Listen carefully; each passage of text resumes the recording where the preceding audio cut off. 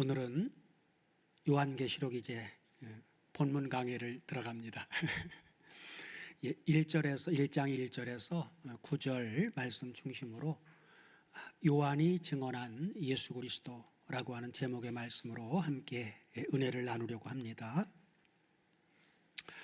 먼저 1장 전체를 객관적으로 한번 다시 살펴보면서 진행할게요. 1장은 크게 두 부분으로 나누어져 있습니다. 첫째 부분은 오늘 본문인 사도 요한의 증언이고, 둘째 부분은 바로 부활하신 주님이 직접 나타나셔서 증거하시는 내용입니다. 첫째 부분에서 사도 요한은 예수 그리스도께서 복음서를 통해서 행해 주신 일을 요약해 주고 있습니다. 이미 요한복음을 기록했기 때문에 계시록에서는 이제 서론 부분에서 요한복음 그 내용 자체, 예수님이 행한 그것을 아주 간략하게 요약해서 언급을 하고 시작합니다. 왜냐하면 왜 그렇게 이제 했느냐 하면 결국 요한계시록의 근거가 바로 이제 요한복음이 바로 요한계시록의 근거가 되기 때문입니다. 1장 먼저 5절 6절 본문 이제 5절 6절을 먼저 보면 4절부터 연결해서 볼게요. 이제 4절에서 7절까지 내용 가운데 내용에서 계시록 그 전체 하나님 나라의 전체를 이 내용 속에서 이제 압축을 해서 그 결론적으로 이야기를 해주고 있는데, 다 같이 한번 보겠습니다. 자, 요한은 아시아에 있는 7교회에 편지하노니 이제도 계시고 전에도 계시고 장차 오시리와 그 보좌 앞에 7영과 또 충성된 증인으로 죽은 자들 가운데서 먼저 나시고, 이게 바로 이제 요한복음의 결론이죠. 그 다음에 땅의 임금들의 머리가 되신 예수 그리스도로 말미암아 은혜와 평강이 너희에게 있기를 원하노라. 그래서 바로 요한복음의 기록 목적이 두 가지였죠. 하나는 예수가 누구신가, 예수님이 누구신가라고 하는 것과 그 예수 그리스도를 믿는 믿음으로 말미암아 영생을 소유하도록 하기 위한 것이었죠. 그 기록 목적을 이제 압축해서 이제 기록하기를 바로 아까 5절로 올라갈게요. 본문 5절 계시록 1장 5절이요. 그래서 1장 5절에서 바로 이렇게 요한복음을 압축해서 증거한 거죠. 그 기록 목적을. 자, 충성된 증인으로 죽은 자 가운데서 먼저 부활하시고, 그죠? 그리고 땅의 임금들의 머리가 됐죠. 교회의 머리가 됐단 말이에요, 그죠? 그리고 그 교회를 가리켜서 계시록에서는 땅의 임금들로 표현하고 있어요. 임금들. 그러니까 임금들의 머리가 되셨으니까 예수님은 그러니까 누가 되는 거예요? 임금들의 머리니까, 그렇죠. 왕의 왕. 그래서 이제 메시아라고 하는 그 유명한 곡이 이제 바로 왕중왕을 얘기하잖아요. 왕중왕, 그죠? 땅의 임금들의 머리가 되신 예수 그리스도로 말미암아 은혜와 평강이 너희에게 있기를 원하노라. 그러면서 그분이 우리가 어떻게 그분이 우리의 머리가 됐느냐 뒤에 나오죠. 우리를 사랑하사 그의 피로 우리 죄에서 우리를 해방하시고, 죄사함을 준 거죠. 죄와 사망으로부터 우리를 구속해내시고, 그리고 뭐라고요? 뒤에 보니까 나라와 제사장으로 삼으신 누구를 위해서요? 그 아버지 하나님을 위해서 우리를 죄에서 해방해 주셨을 뿐만 아니라 아버지 하나님을 위해서 우리를 뭐로 삼아 주셨어요? 나라와 제사장으로 삼아 주셨어요. 나라와 제사장. 왕과 제사장이 아니라 나라와 제사장으로 얘기를 하고 있어요. 그죠? 왜 나라로 삼으신 거예요? 부활하신 주님이 우리에게 오신 게 바로 우리를 나라를 삼아 주신 거죠. 왜 우리를 나라로 삼아 주셔서 우리에게 오신 이유는 뭐예요? 나라는 그분은 왕 중의 왕이 우리에게 오셔서 우리를 통치하고 다스리기 위해서 우리를 나라로 삼아 주셨다 그 말이죠. 그래서 나라와 제사장으로 삼으셨다. 제사장은 바로 죄사함의 권세를 가진 사람들이죠. 그래서 우리가 복음을 전할 때 우리는 왕 같은 제사장이라고 얘기를 하죠. 그래서 삼으신 그에게 영광과 능력이 세세토록 있기를 원하노라. 그리고 아멘 그래요. 여기까지가 바로 요한복음을 압축해서 우리한테 그 결론을 얘기해 준 거예요. 그 다음에 이제 뒤에 7절 보면 뭐라고 합니까? 이건 이제 주님이 오셔서 구속해 주시고 나라와 제사장으로 삼지 않은 세대들을 가리켜서 얘기를 하는 거죠. 볼지어다 구름을 타고 오시리라. 각인의 눈이 그를 보겠고 찌른 자들도 볼 터이요 땅에 있는 모든 족속이 그를 인하여 애곡하리니 그러하리라. 아멘. 이게 바로 불신자들의 결말입니다. 앞에 4절에서 6절은 바로 하나님의 자녀들의 결국이고, 왕중왕이신 그분이 세세토록 왕노릇하죠. 세세토록. 계시록 20장에서는 1000년 동안 왕노릇한다고 얘기를 하는데 1장 6절에서는 1000년 동안만이 아니라 세세토록 영원토록. 그러니까 결론을 얘기한 거예요. 그리고 이제 반대쪽은 구름을 타고 오면 어떤 일이 벌어져요? 예수님을 찌른 자들도 본다고 하니까, 그리고 땅에 있는 모든 족속이 이 구름을 타고 오시는 그분 때문에 애곡한단 말이에요. 애곡. 여기 애곡은 좋아가지고 우는 그런 게 아니에요. 통곡하는 겁니다. 나 예수 믿고 천국 갈 줄 알았는데 결과를 놓고 보니까 못 가는 거예요. 그러니까 이때 가서 애곡할 수밖에 없는, 애통하고 애곡할 수밖에 없는 거예요. 천국은 당연히 따놓는 줄 알았는데 결과를 열어놓고 보니까 속았던 것이죠. 잘못 믿었던 거예요. 인도하는 인도자를 잘못 만난 거예요. 소경이 소경을 인도하는 그런 소경된 인도자를 만난 것입니다. 구름을 타고 온다라고 하는 것은 결과적으로 여기 구름은 비유죠. 성경은 많은 사람들의 모임을 구름이라고 비유를 해주고 있어요. 세상에서도 우리나라는 비유가 생활 속에 젖어져 있어요. 그죠? 많은 사람이 모여 있는 것을 운집했다. 운집이라고 하는 건 구름 운자죠. 구름처럼 모여 있다. 많은 사람이. 그래서 이제 많은 사람이 모인 것을 구름으로 비유를 합니다. 성경도 우리 민족이 비유가 그렇게 생활 속에 있는 것처럼 성경도 비유를 사용하고 있는 거예요.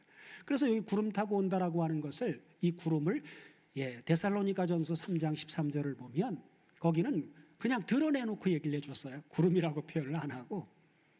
자, 같이 한번 보겠습니다. 너희 마음을 굳게 하시고 우리 주 예수께서 그의 모든 구름이 아니라 성도와 함께 강림하실 때에, 이렇게 얘기해 주고 있죠.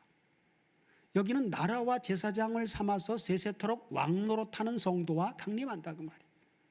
이때는 이미 천상에, 이 지구상에서 신앙생활을 마무리하고 천상교회에 있는 모든 성도들이 다 같이 오는 거예요. 주님 혼자 오는 게 아닙니다.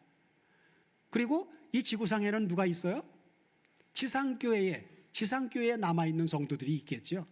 아직 죽음이라고 하는 것을 경험하지 못하고 지상에서 육신의 모양으로 살면서 죽음을 경험하지 못한 그리스도의 피로 구속받은 성도들이 이때 지구상에 남아있는 성도들도 있단 말이에요. 그러나 그들은 나라와 제사장으로 삼았기 때문에 그들은 통곡하고 애곡할 일이 없죠. 왜냐하면 이미 성경을 알고 이렇게 오실 분을 맞을 준비를 늘 하면서 신앙생활을 하고 있으니까 그들에게는 심판주로 오시는 주님임에도 불구하고 그들에게는 상을 주러 오시는 분으로 바뀐단 말이에요. 그래서 구름을 타고 오는 상황은 바로 심판주로 오시는 상황이다. 이것을 예수님이 누가복음 21장 27절 이하를 보면 예수님이 직접 말씀하셨던 것을 사도 요한이 얘기한 거예요.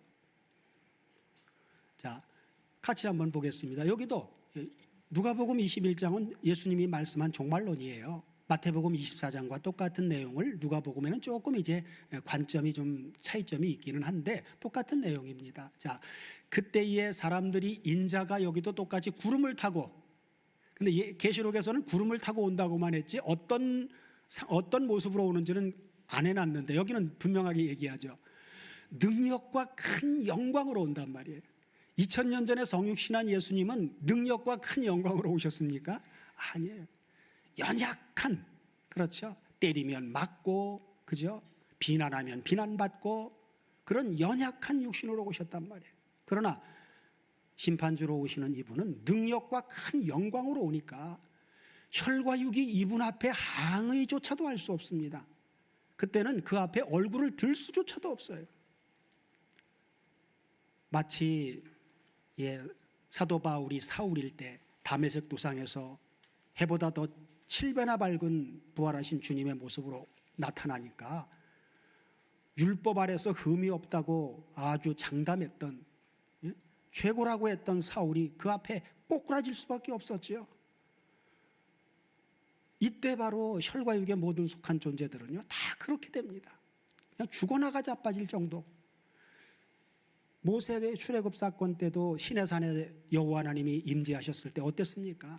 저 산 밑에 있는 백성들조차도 죽을까 두려워서 산 앞에 가까이 가지를 못했죠. 그런 영광스러운 존재로 오신단 말이에요. 여긴 연합되는 분으로 오시는 게 아닙니다. 우린 지금 연합돼 계셔요. 그러나 이때는 연합된 존재로 오는 게 아니라 몸 밖에 그분의 실체로 오는 거예요. 실체로. 이게 성경의 마무리예요. 우리가 성경을 대할 때 항상 연합 사건에만 포커스를 맞춰가지고 막 하다 보니까 이런 그림은 다 사라져 버렸어요. 그건 문제입니다. 구속사를 본다라고 하는 것은 성경의 시작부터 마무리까지 이게 한눈에 보면서 현재 지금의 역사는 이 지점에 있구나. 연합된 사건이 중요하고 큰 비밀이지만 성경은 이게 다가 아니란 말이에요. 이게 다인 양 하게 되어지면 하나님 나라의 완성은 제대로 보지를 못하는 게 돼버립니다. 자, 그래서 다음 절 보면 뭐라고 얘기해요? 큰 능력과 큰 영광으로 오는 것을 사람들이 두 눈으로 목도해서 보는 거예요. 자, 이런 일이 되기를 시작하거든 일어나 뭘 들라고요? 머리를 들라. 누구한테 하는 얘기예요? 이거는 택함받지 못한 멸망받을 사람들에게 하는 얘기가 아니라 여기는 아직 지구상에 있으면서 예수 그리스도의 보혈의 공피로 구속받은 사람들한테 얘기를 하는 거예요. 왕과 제사 연합된 사람들, 다시 말하면 예수 그리스도를 통해서 연합돼서 죄 있는 육신의 모양으로 하나님을 잘 섬기는 왕 같은 제사장들에게 하는 얘기란 말이에요. 계시록은 그렇지 않은 반대쪽 심판받을 사람들에게 하는 얘기고, 구름 타고 오는 상황은 똑같은데 대상이 여기서는 머리를 들라 그러면서 너희 구속이 가까웠느니라 그러죠. 너희 구속. 여기 말하는 너희 구속은 주님을 믿고 새로운 피조물이 된 그런 구속의 개념이 아니에요. 여기는 몸의 구속을 말해주는 것입니다. 지금은 죄 있는 육신의 모양으로 이렇게 살고 있지만 이때의 지구상에서 신앙생활하고 있는 성도들은 몸의 구속이 현실화된다라고 하는 것은 육신의 모양이 아니라 영광스러운 주님의 몸으로 확 변화되어지는 구속을 얘기해 주는 거란 말이에요.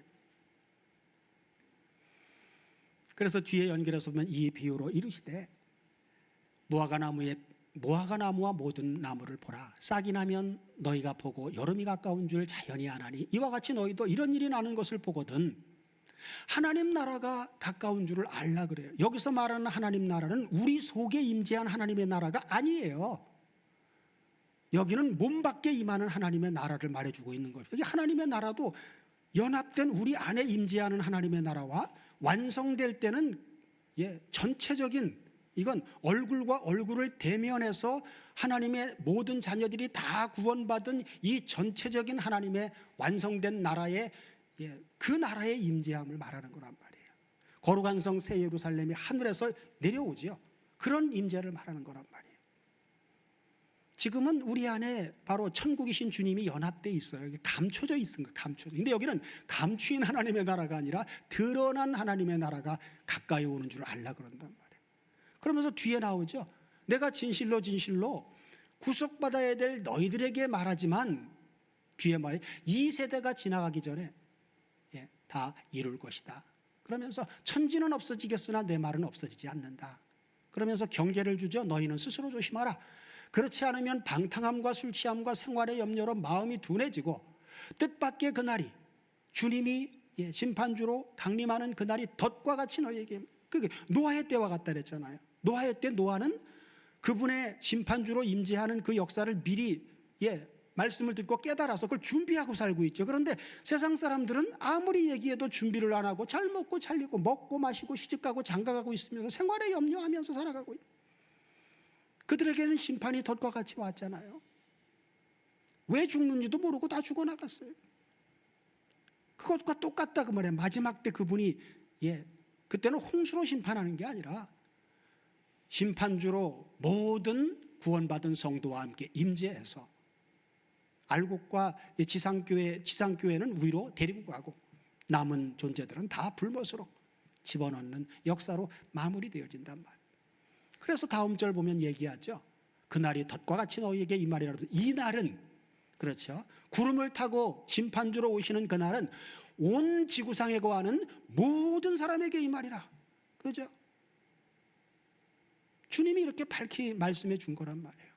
이렇게 경계해 주시는 이유는 바로 뒷절 때문이죠. 이러므로 너희는 장차 올 이 모든 일을 능히 피하고 인자 앞에 서도록 뭘 해야 설 수 있어요? 항상 기도하며 깨어 있으라. 그래서 기도가 신앙생활에 있어서 가장 중요하다고 얘기를 하는 거예요. 전도하는 거, 교제하는 거, 이것보다도 기도가 중요합니다. 기도는 하나님과의 개인적인 친밀한 시간이에요. 그 기도 없이 우리가 신앙생활을 이겨나갈 수 있다라고 하는 것은 불가능한 일입니다. 그래서 예수님은 살아생전 공생의 기간 동안 우리에게 본을 부여주시고, 기도가 예수님의 생애에서는 최우선이었습니다. 천국 복음을 전파하고 병든 사람 고치고 하는 이런 일들은 그 후의 일이었어요. 새벽 미명에 일어나서 아버지 앞에 나가 아버지와 개인적으로 교제하는 시간 가졌죠. 또 복음을 전하면서 수많은 병자들이 고침을 받기 위해서 예수의 소문을 듣고 무리로 지어서 오는데 주님은 다 내버려두고 산으로 혼자 올라가셔. 그리고 아버지와 은밀한 기도의 시간을 보낸단 말이에요. 영적인 친밀함이에요. 기도와 말씀과 교제와 증거가 우리 신앙생활에서 균형을 이루어야 돼요. 균형을. 그런데 그 중심은 뭐냐? 내가 아버지 앞에 나갈 수 없어요. 내가 전도하는 건 그건 내가 전도하는 거예요. 그러나 그 중심, 기도도, 아버지 앞에 나가는 기도도 그 중심은 누가? 그리스도로 말미암아. 복음 전하는 것도 성령께서 역사를 하지만 그 중심은 그리스도로 말미암아. 우리 교제도 그냥 우리끼리 교제하는 건 그냥 인간적인 교제예요. 그러나 그리스도로 말미암아 교제가 이루어져야 된단 말이에요. 그리고 복음 증거도 마찬가지고 그리스도로 말미암아, 그리스도가 중간에 우리의 중보자로 역할을 해주시지 않으면 그건 우리가 한 거예요. 내가 한 거예요. 내가 한 거. 그거는 아버지 앞에 하나도 받아지질 않습니다. 그래서 우리를 나라와 제사장으로 삼아주신 것, 그 다음에는 둘째 부분에 있어서는 주님이 직접 부활하신 주님이 등장하는 광경이 이제 요한복음 1장의 전체적인 내용이죠. 그래서 1장 요한계시록에는 복음서에서 다 이루었다 하신 구속 사역을 증거하는 7 교회를 주님이 직접 다 붙들고 진두지휘하시는 영적 전쟁을 수행케 해주심으로 하나님 나라를 완성하실 십자가 군병들의 대장이신 예수 그리스도를 계시해 주고 있는 것입니다. 그러니까 예수 그리스도를 통하지 않고는요, 세상과 싸운다는 것은 세상의 대표는 마귀예요. 예수 그리스도로 말미암지 않고는 우리가 마귀를 이길 방법이 없어요. 그러니까 예수 그리스도가 우리 신앙생활의 중심이 돼서 우리의 삶을 인도하시고 진두지휘하신다라고 하는 사실을 계시록이 얘기를 해주고 있는 거예요. 그게 바로 복음이라는 거예요. 그래서 복음이라는 거예요. 교회 앞에 나타내 주신 주님의 모습은 1장 14절에서 제사장 복장을 하고 있죠. 그 다음에 15절에서는 발에 군화 같은 것, 그런 것을 단련한 빛과 같은 빛난 주석 같은 게 군화 같은 신발을 신고 있죠.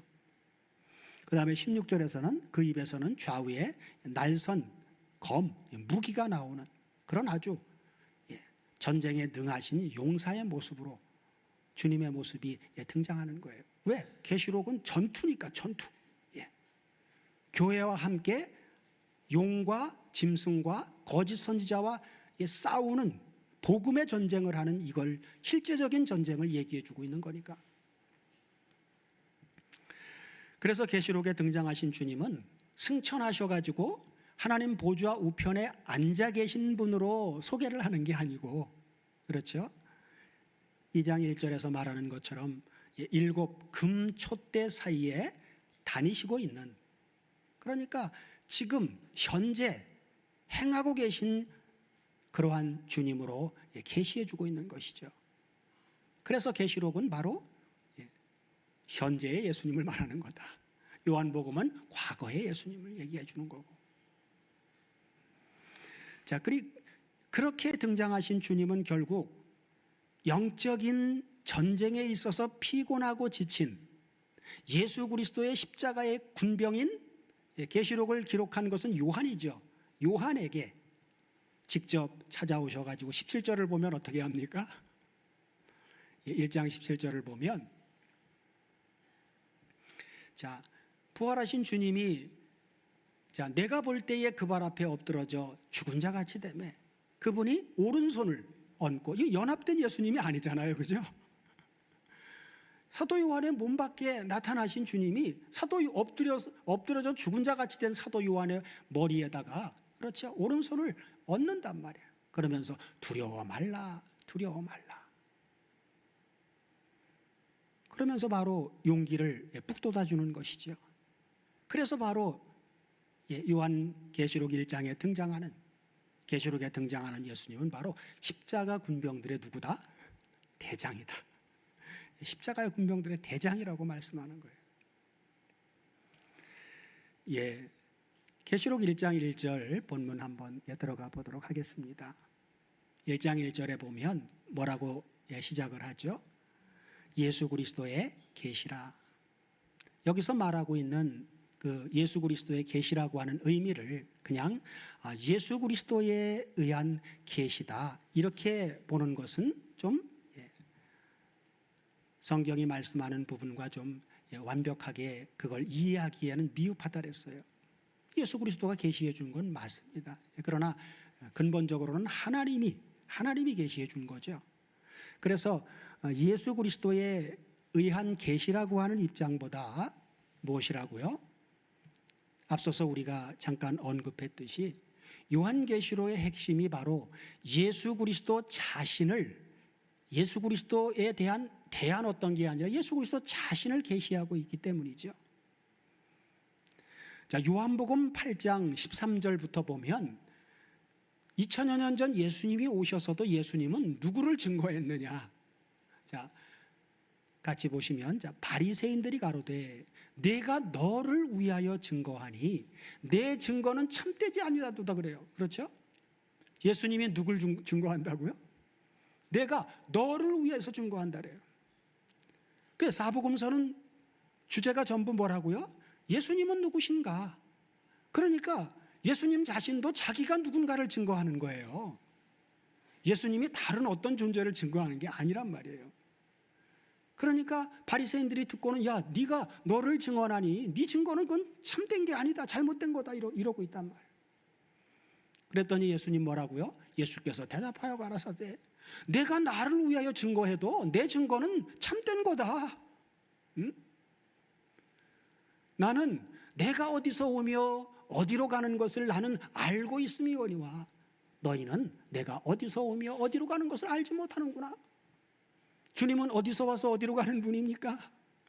구약 성경이 계시한 대로, 그렇죠? 창세기 3장 15절에서 아버지가 뭐라고요? 여자의 후손을 보내서 뱀의 머리를 박살낼 거다.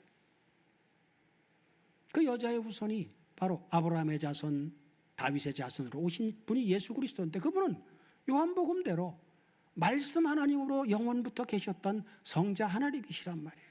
그러니까 그분은 하나님이 보내서 성경대로 보내시리라고 한 여자의 후손으로 보내시겠다고 하신 말씀대로 아버지가 보내서 아버지께로부터 왔고, 또 오신 목적대로 뱀의 머리를 박살내는 건 십자가의 대속의 사건을 통해서 뱀의 머리를 박살내는 그것이 바로 우리 죄를 위한 대속 제물로 주어진 대속의 역사인데, 그걸 다 완수하면 다시 어디로 가셔요? 왔던 곳으로 다시 가는 거잖아요. 그러니까 주님은 어디서 와서 어디로 가는 줄 아는데, 유대인들 중에 최고라고 말했던, 성경의 최고라고 말했던 바리새인들은 모르는 거죠. 알지 못하죠. 어떻게 합니까 그걸? 그러니까 예수님은 바로 성경대로 내가 바로 아버지가 약속한 메시아야, 내가 바로 메시아라고 하는 것을 증거하고 있는데, 그걸 들으면서 언뜻 야 네가 너를 위해서 증거하니 네 증거는 거짓말이다 이래버린단 말이에요. 다음 절 보면 뭐라고요? 왜 그런 결과가 나오냐? 너희는 육체를 따라 판단하나 나는 아무도 판단치 아니하노라. 그러면서 다음 절 보면 뭐라고요? 만일 내가 판단한다고 할지라도 내 판단은 참된 것이다. 왜? 왜냐하면 내가 혼자 있는 게 아니라 나를 보내신 아버지 하나님이 나와 지금 함께 계시고 있기 때문이다. 그러면서 너희 율법에도 두 사람의 증거가 참되다고 율법에도 기록되어 있지 않느냐. 그러면서 내가 나를 위해서 증거하는 자가 되고 또 나를 보내신 아버지도, 그렇죠, 나를 보내신 아버지도 지금 나와 함께 계시면서 나를 증거하시느니라. 이에 저희가 묻되 내 아버지가 어디 있냐? 예수께서 대답하시되 너희는 나를 알지 못하고 내 아버지도 알지 못하는도다. 나를 알았다면 내 아버지도 알았으리로다. 그러죠. 그러니까 예수님도 2000년 전에 오신 게 다른 존재를 증거하러 온 게 아니라 구약 성경이 말하는 메시아가 바로 나야, 자기 자신을 증거하러 오신 거란 말이에요. 그러면 계시록에서 예수님이 오셔서 계시하는 것도 예수님 외에 다른 존재를 계시하겠습니까? 말도 안 돼요. 요한복음에서 계시해 주셨던 내가 바로 메시아고, 그리고 내가 메시아인 내가 하는 일은 내가 너희들의 죄를 위해서 십자가에 죽었다 부활하는 거야 라고까지 성취해 놓고, 계시록에서는 그 역사를 성령을 통해서 그 역사가 적용된 성도들이 이제 신앙 생활을 해야 돼. 생활, 그죠? 영접한 다음부터는 생활을 해야 되는데, 신앙 생활이라고 하는 것은 계속된 영적인 전투입니다. 사탄은 우리가 예수를 믿게 되면 자기 사람을 뺏긴 거예요. 그러니까 어떻게 하든지 뺏긴 사람을 다시 찾아오려고 별의별 짓을 다 합니다. 그죠? 우리를 하나님 앞에 성령과 진리 안에서 온전한 예배를 하는 삶을 살지 못하도록 하기 위해서 온갖 수단과 방법을 동원해서 우리를 습관적인 신앙생활, 맹목적인 신앙생활을 하도록 만들어버린단 말이에요. 예수 믿지 말라고 하는 그런 사탄은 삼류마귀입니다. 믿어, 교회 열심히 다녀, 다 허용을 해놓는데, 말씀대로 예수님과 함께 동행하는 삶을 살지 못하도록 다른 것에 분주하고 다른 것에 바쁘게 만들어버린단 말이에요. 행사에 바쁘고 무슨 활동에 바쁘고. 그러나 성령과 진리 안에서 예배하는 삶, 여기에 우리가 분명해야 됩니다. 그것이 분명해지고 나면 신앙생활은 그때부터 생동감이 일어날 수밖에 없는 거예요. 정말 속에 생명의 말씀이 충만하면은요, 그 충만함이 겉으로 표출되게 되어져 있습니다.